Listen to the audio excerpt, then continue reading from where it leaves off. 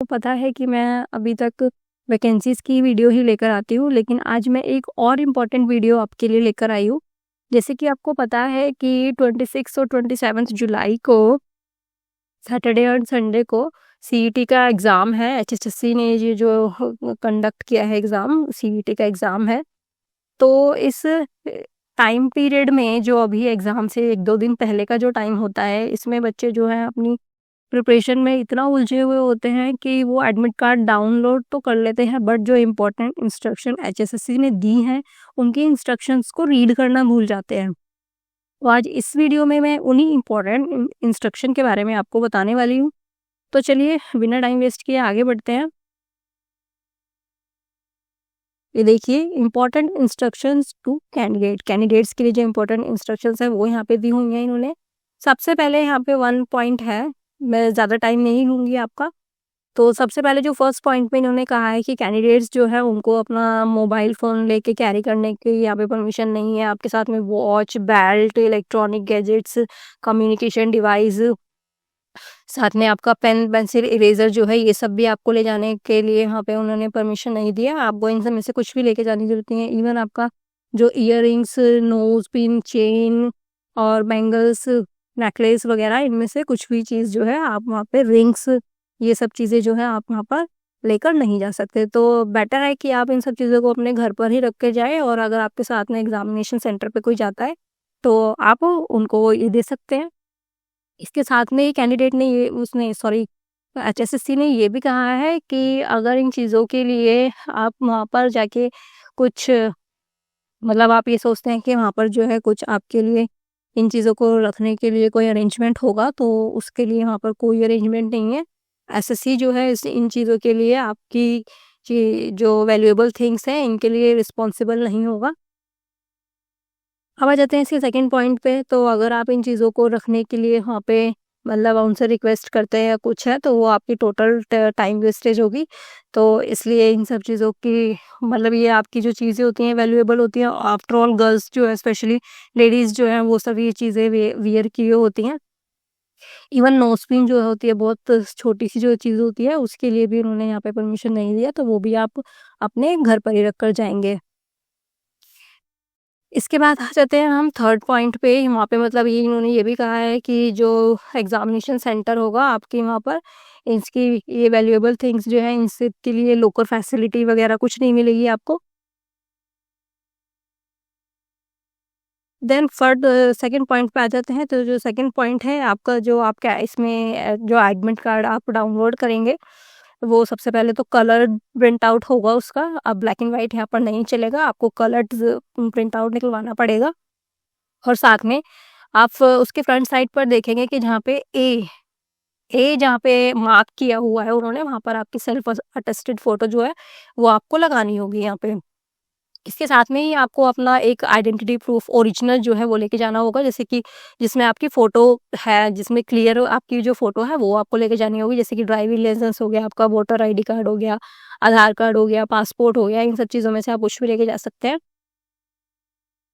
इसके साथ में ही अगर आप ये को मतलब कि ये आपको ओरिजिनल लेके जाने पड़ेंगे, इसकी जो फ़ोटोकॉपी है, हार्ड कॉपी जो है वो यहाँ पर एक्सेप्टेबल नहीं होगी।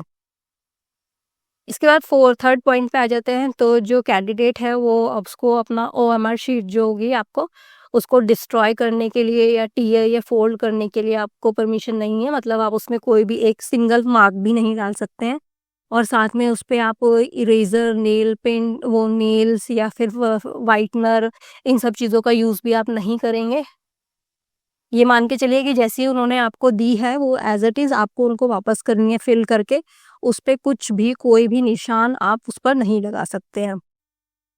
अगर ओएमआर शीट पे ऐसा कोई मार्क उनको मिलता है, तो जो आपकी जो ओएमआर शीट है मतलब आंसर शीट जो है वो आपकी कैंसल मानी जाएगी। इसके बाद एचएसएससी जो है वो आपको पेन जो है ब्लैक और ब्लू पेन जो भी है वो वहाँ से वो प्रोवाइड करेगा, तो इसलिए आपको अपना पर्सनल पेन जो है वो ले जाने की ज़रूरत नहीं है। इसके बाद 5th पॉइंट में उन्होंने कहा है कि कैंडिडेट जो है उसको जो टाइम आपके एडमिट कार्ड में मेंशन है, डेट टाइम मेंशन है, तो आपको सिर्फ उसी टाइम पर वो अलाउ करेंगे। वहाँ पे उससे पहले मतलब आप ये सोचो कि आप मतलब शुरू सुबह चले जाएंगे, अगर इवनिंग शिफ्ट में आपका एग्ज़ाम है तो उसके लिए वहाँ पे परमिशन नहीं है। तो आप अपने टाइम से मतलब अपने टाइम के अकॉर्डिंग ही जाना। इसके बाद जो उसमें इन्होंने कहा है कि जो एडमिट कार्ड है आपका, उसमें अगर आपकी जो आइडेंटिटी जो है उससे मैच करती है तो ही आपको वहाँ पर एंट्री दी जाएगी, अदरवाइज जो आपका कैंडिडेचर है वो कैंसिल हो जाएगा।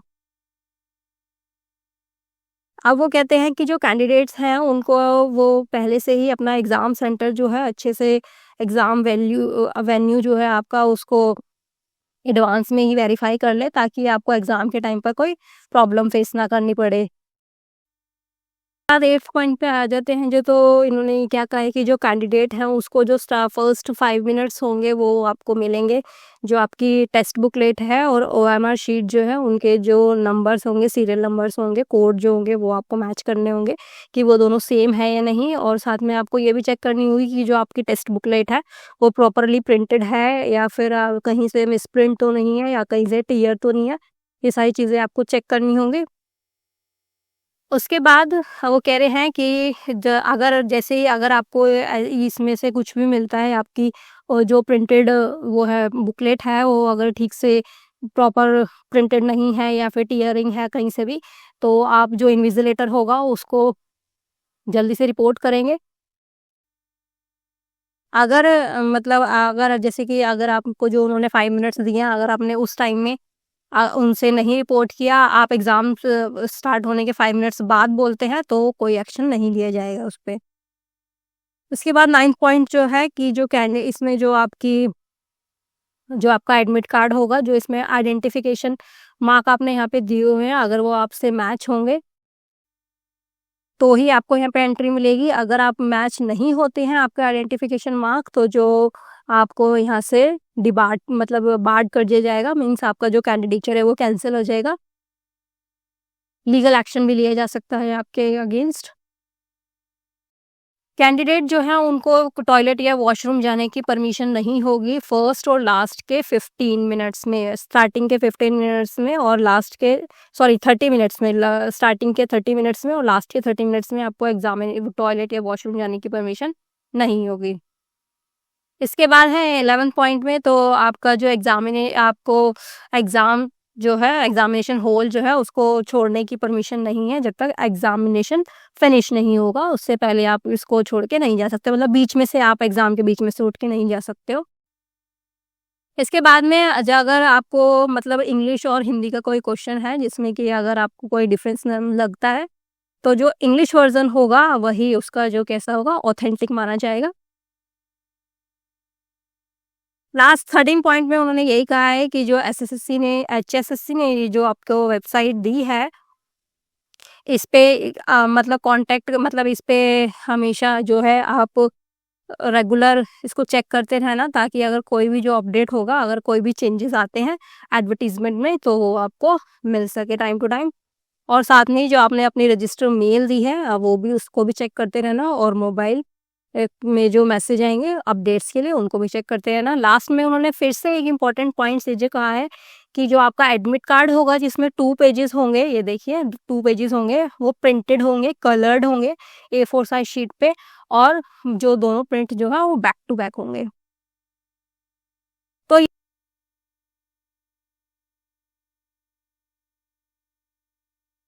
तो ये था एचएसएससी के एडमिट कार्ड का ओवरव्यू। अगर आपको मेरी वीडियो अच्छी लगी हो तो लाइक करना, शेयर करना, सब्सक्राइब करना, और साथ में अगर चैनल पे नए हैं तो बेल आइकन ज़रूर दबाना। इसके साथ में ही मैं आपसे एक चीज़ और कहना चाहूँगी कि जो आपका एग्ज़ाम है वो अच्छे से देकर बिल्कुल कामली फ्री माइंड से एग्ज़ाम देना। कोई टेंशन वाली बात नहीं है, ये अपने आप पर ये ट्रस्ट रखना कि जो आपने एग्ज़ाम में पढ़ा है उसी में से एग्ज़ाम आएगा। तो हेजिटेट होने की या फिर टेंशन लेने की कोई ज़रूरत नहीं है। और इसके साथ में ही ऑल द बेस्ट। आज की इस वीडियो को यहाँ पे ख़त्म करते हैं, मिलते हैं अगली वीडियो में। Thank you.